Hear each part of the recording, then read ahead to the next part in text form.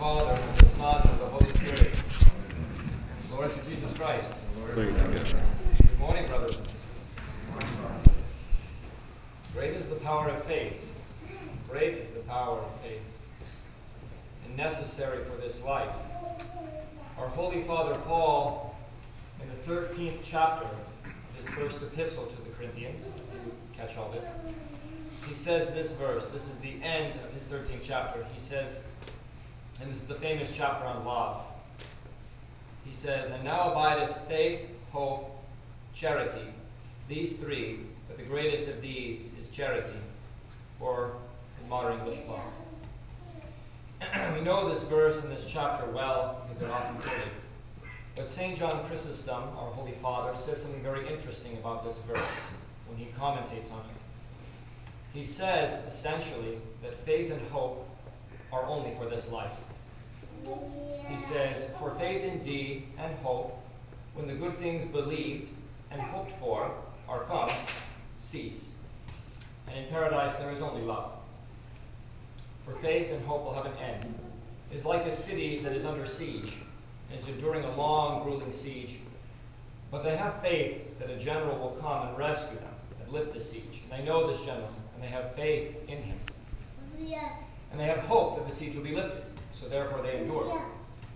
And they endure. But when he comes, do they still have faith in him? No, because he has come. Do they continue to hope in him? No, because their hope has been realized. So in this life, faith is the medium by which we see God. Our Holy Father, our ancestor, Adam, he saw God face to face in the garden and lived with him. But because of his sins, he lost this. He lost his communion with God. Now we abide in faith. Faith is our vision. Now the saints, of course, have seen God. Isaiah saw God, Abraham, Moses. Many of the Holy Fathers saw God, the Holy Apostles, of course. And yet we still abide by faith. Thomas says, "My Lord and my God." The Lord says to him, "Blessed are those who see, who believe and have not seen." So faith is really the medium by which we live. Faith is the medium by which we dwell in God. And what is faith? Faith is the willful grasping of truth. Because God is truth, and he has said this to us, "I am the way, the truth, and the life." So what does it mean to believe? It means to grasp what is true, to joyfully grasp, to willfully grasp what is true, and to seize it, to joyfully embrace the truth of God with our hearts and our minds and with all of our being brings us into unity with God, because he is truth. He is the truth. So when we willfully embrace the truth, it gives meaning to all that we do. So for example, when we pray, is there a difference between a man who prays with faith and a man who prays without faith? Yes, a profound difference. A man who prays with faith speaks directly to God because he believes in the truth of prayer. He believes in the truth of who God is. So therefore his words are communion with God. But the man who doesn't believe or who is lacking in faith, he engages in vain babbling, the thing that Christ himself rejects in the gospel. Is there a difference between a man who venerates an icon with faith and a man who doesn't? Actually, yes. Though they both may look the same as they bow, one man communes with the one whom he is venerating. He communes directly because his love passes through the icon and goes straight to the prototype, just as our holy teaching says. And he dwells with it. The other man bows, maybe quickly, bow, bow, kiss, bow, and he leaves, and it's a formality. There was no real connection made. It was just a formality because he didn't do it with faith. He didn't apply the meaning of truth to what he was doing. This was just an object. This was just an act. There wasn't much more to it than this. It's like you see a good old friend, who greets you quickly. You haven't seen him for years, and you say, "Dear brother," he says, "Oh, hello, goodbye." He departs from you, right? He doesn't really acknowledge you. He doesn't seem to acknowledge the truth of you. Maybe he's forgotten you and he doesn't want to admit that he has, but he continues. In the sacraments too, we enter with faith. Now, the sacraments are different because whether we like it or not, the sacraments are true, whether we believe they are or not. So if a man receives baptism, he receives it, whether he believed it was baptism or not. If a man receives communion, he will receive it, whether he believed it was or not. But if he receives it while denying it, he will suffer torment. because he will receive the truth while rejecting it. So we must receive everything with faith. Faith is what gives us the power to draw near to God. It gives us the power to acknowledge his truth. So the mysteries are always true, whether they're done with faith or not. Even if the priest has no faith, they're still valid. They still are true. But there is a great saying in which it says, there are priests who consecrate the gifts, but are not sanctified by them. As in, the priests do not become holy by communing, though they may make communion holy. But basically, what we see is we see in the scriptures the power of faith and the power that faith gives to us. And we see in this particular gospel story that we've just read, two people are healed. One is healed, you should say, and one is raised from the dead. So faith gives us both healing and it gives us life. Like Christ is life incarnate. So when the woman says to herself, if I but touch his garment, I will be made well, well, what other answer would there be? If Christ truly is who he says he is, if he is truly life, if you touch him, you will receive life. The same is true with Jairus. The Lord says to him quickly to staunch his doubt. He says, believe, only believe, and she will be fine. Because I am the resurrection, as he says later to Martha. I am the resurrection. Right? So there's no issue. There's no issue at all for life incarnate to raise a little girl who has died. And he does so easily. But he needed the faith of Jairus. And he needed the woman's faith. Because he needed the truth to be acknowledged.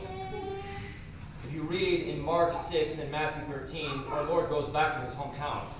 And he can't do hardly anything there. Because no one believes that he is the Messiah. No one believes that he's the Son of God. No one acknowledges his power. No one acknowledges the truth in Nazareth. And it says that he is left amazed by the fact that he can't do anything there. No one will be healed. I think it says he lays his hands on a few people. But for the most part, he can't because no one has faith. No one believes. So no one is healed in Nazareth, his hometown, or very few.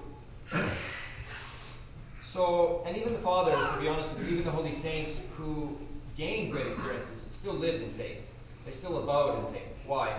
Because as long as we are in this life, regardless of the experiences that we may have, we will always need to rely upon faith. Because as those experiences come and they go, even St. Joseph, the Hesychist, that great father who's just been glorified, he had many experiences. He was communed by an angel. He saw many things. And yet, on his deathbed, as he was about to die, this magnificent person, Satan came to him and said, everything that you saw was a figment of your imagination. All these experiences you had, none of them were real. They were just dreams. Or they were the strange actions of your own deluded mind. This had nothing to do with God. You never experienced God. And St. Joseph, who was a massive saint, was at a loss because he didn't expect this kind of temptation to come to him at this moment. He wasn't really expecting this. So he had to fall back on his faith. He couldn't fall back on experience. He had to turn to faith once more. And with his heart believe, willfully, to say, I believe in God. Regardless of the experiences that I had, regardless of the deification that I've experienced. You know, faith is like night vision, right? When we walk in the darkness, we must see with night vision. And thus, we have to see in this life with faith. Faith is our eyes. We have to see this way. We have to apply faith to everything that we do. And with faith will come hope. Hope is the basis of what we seek to have come for us. And from hope will come endurance. Like those people who are besieged, we will also endure because we have very strong hope that something better is coming. And we will live in this state. And we will apply ourselves to this state. And from hope and endurance will come all the virtues. And the truth is, brothers, many times we are weak in faith. And that is not many times true, but almost always true, we are weak in faith. But this is not a serious problem. Because every one of the scriptures begins this way. Abraham begins with faith that is less than perfect. Right? He goes to Egypt, even though the Lord will protect him, he says, oh, Sarah's my sister. And he does this again later with Abimelech. He does the same thing again, even though God delivered him the first time. Abraham still has to test to see, well, Pharaoh didn't abduct my wife, but maybe Abimelech will. You know, even though God with massive power had frightened Pharaoh and threatened him, Abraham still didn't have faith. He still really didn't have rock solid faith. But in the end, he's called the father of all who believe. Everyone has weaknesses of faith. But we just continue. We continue in the scriptures. We continue to read and to hear the word that brings us faith. And we continue to pray. We continue to do what James says.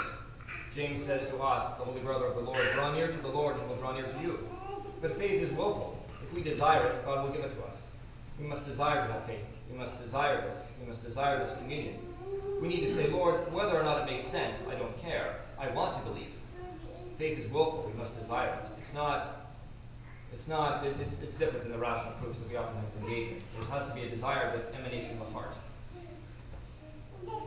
May God grant us all strong faith, brothers and sisters. May God grant us all the faith of the centurion, the faith of the woman with the issue of blood, St. Veronica, and the faith of Jairus, who saw his daughter raised from the dead.